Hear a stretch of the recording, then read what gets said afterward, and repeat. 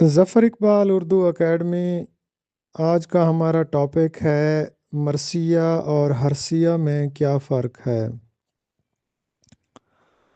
مرثیہ کی تعریف، مفہوم، اقسام، ہیئت، مرثیہ اور حرثیہ میں فرق۔ مرثیہ عربی لفظ رثا یعنی درد اور رحم سے مشتق ہے۔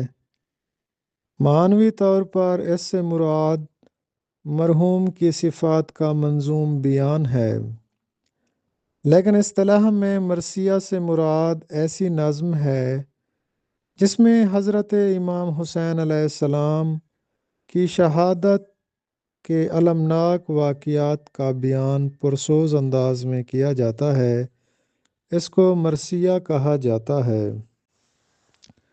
ڈاکٹر گیان چند جین اپنی تصنیف ادبی اصناف کے صفحہ 97 پر اس حوالہ سے رقم کرتے ہیں: چونکہ مرنے پر ماتم کرنا آفاقی اور دوامی شعار ہے، اس لیے شخصی مرثیہ بھی ہر زبان کے ادب میں اور ہر دور میں ملتا ہے۔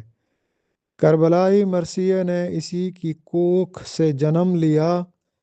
اردو میں ان کا وافر ذخیرہ ہے، یہ کسی بھی صنف میں مل سکتا ہے۔ حد یہ ہے کہ غزل تک میں غالب نے اپنی محبوبہ اور اپنے بھانجے کے مرثیے لکھ دیے۔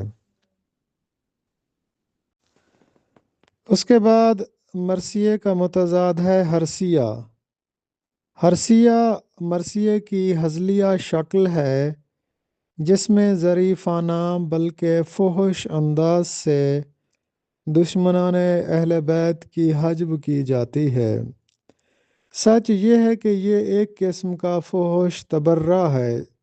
تبرہ کہتے ہیں بیزاری کا اظہار کرنا، نفرت کا اظہار کرنا، جسے مرثیے کی ہیئت میں پیش کیا جاتا ہے۔